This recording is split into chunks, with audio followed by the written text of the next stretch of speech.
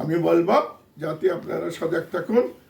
ইসলামী সরকার, ইসলামী বিপ্লবী সরকার, জাতীয় সরকার এখন সময়ের দাবি, এটাকে উপেক্ষা করলে কিছুই হবে না।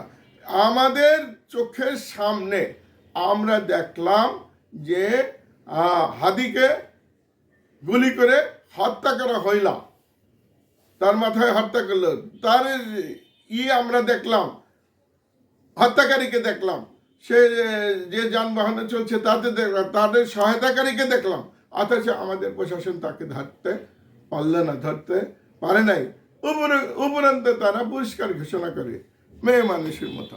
এটা কোনো প্রশাসন হইল? এটা কোনো প্রশাসন হইল? ইচ্ছাকৃতভাবে মনে হয় যে হাদির হত্যাকারীকে ছেড়ে দেওয়া হচ্ছে। কাজেই আমরা চাই কঠোর ব্যবস্থা অবলম্বন করে হাদির হত্যাকারীকে ধরে বিচার করুক, না হলে সব বিপ্লবীদের এরপরে যে ইলেকশন করে যে সরকার আসবে সব বিপ্লবীদের তারা ফাঁসি দিবে, সব বিপ্লবীদের অপঘাতে মৃত্যুবরণ করাবে। এই ব্যাপারে আমরা জানি ৭৫ সালে যে বিপ্লবীরা ছিল তাদেরকে এই বিএনপি সরকার ফাঁসি দিয়েছে।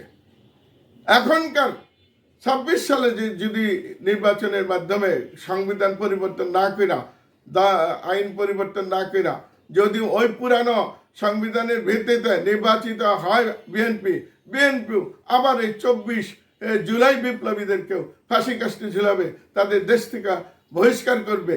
কাজেই এইটা যাতে না হয়, এইখানে আমাদের জাতিকে সতর্ক থাকতে হবে।